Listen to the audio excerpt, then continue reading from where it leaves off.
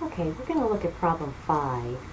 Problem 5 gives us a balance sheet, a partial balance, well, not a partial, but a balance sheet, and then in 1 through 7. So if you would turn to page 269, if you don't have your problem open, please do that. I don't have it ready for the video, but again on page 269, problem 5. So in problem 5, we're given current assets. And in the problem it says it's 485,000, and then in the narrative for number 1, it tells us in the narrative that it consists of cash, accounts receivable, allowance for doubtful accounts, inventories, and this unearned revenue. And again, if you'll net all of this, you'll get that 485,000 that's reported on problem 5. Okay, well, I've set this up. Here's what's originally there. There are errors in it though. So we're going to look at, well, what would the correcting entry be? And then, so what would our correct balances be? So we're just going to really kind of set up a working trial balance and work our way through this. Okay, well, what's wrong with this? Well, what's wrong with this is unearned revenue is not an asset, it's a liability. So the correcting entry would be to take it out of there by debiting that, and then scroll down to liabilities, and we would put unearned revenue down here and put our $5,000. And so if I wanted to label this, I had entry number 1, 5,000, that's not going to show up, is it? $5,000 debit and a $5,000 credit.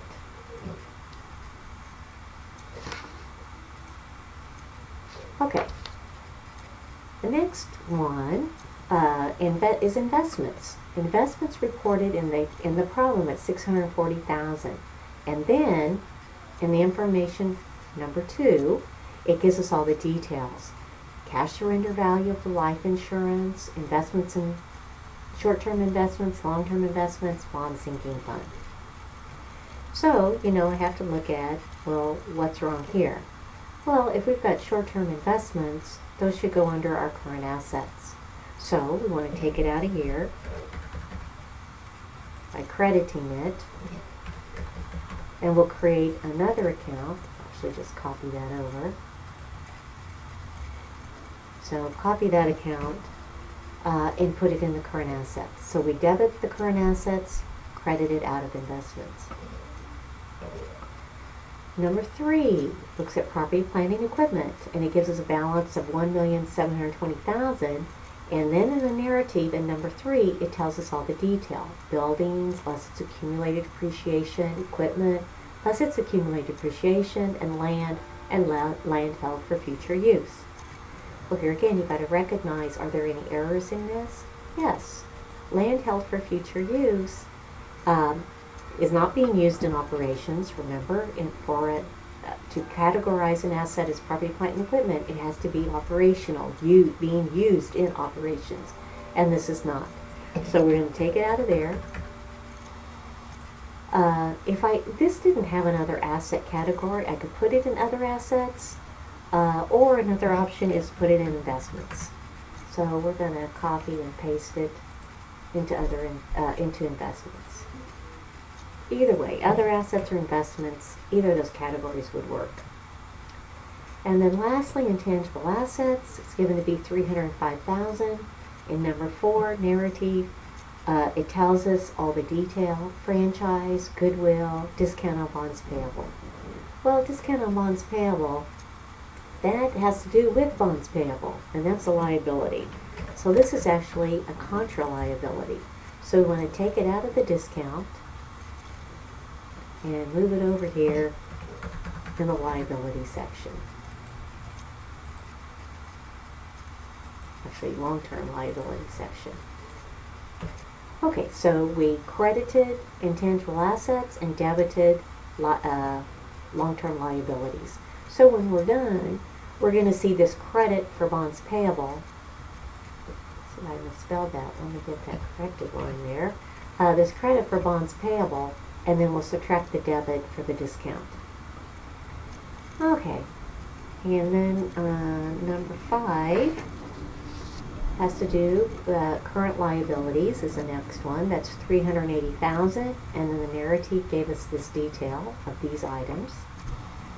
So looking at that, what's wrong with this? Well, we have a long-term account here, right? This $120,000. So we want to take it out of current liabilities.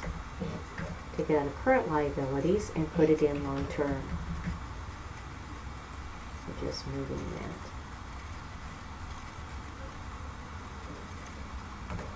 that. Okay, so we took it out of current, moved it to long-term. Number 6. Really, it just talks about the bonds payable, and we've already made our correction for that. Then number 7 addresses stockholders' equity. In particular, talks about common stock. It tells us that there were 100,000 shares, and it also tells us par value is $1. So if par value is only $1, there ought to only be $100,000 in this common stock account. The additional amount of that, so the additional paid-in capital in excess of par value goes in another account. So we need to take $900,000 out of here and put it into the additional paid-in capital account. So we'll have $1 million minus $900,000. We're going to have a $100,000 balance here for common stock, and then the additional paid-in capital of $900,000 to total our $1 million. Okay, and then I just kind of need to arrive at balances for the assets equal the debits plus a debit amount minus a credit. Give us our ending balance, and I'm going to just kind of copy that on down.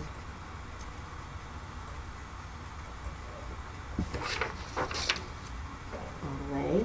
And then we do have some contra accounts, and those would go up with credits and minus any debits. And I'll copy that.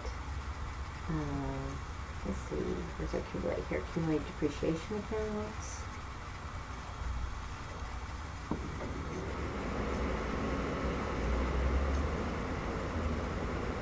I think that's it.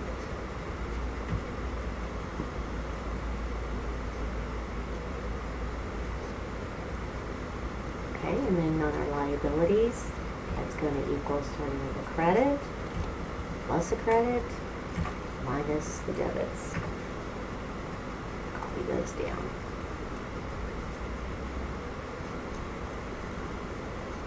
And then let's just add our totals over. Copy those over. Oops, I went off here. Not sure what I did.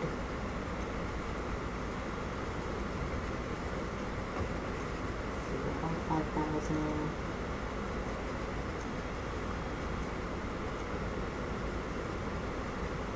Oh, that's because this is wrong, isn't it?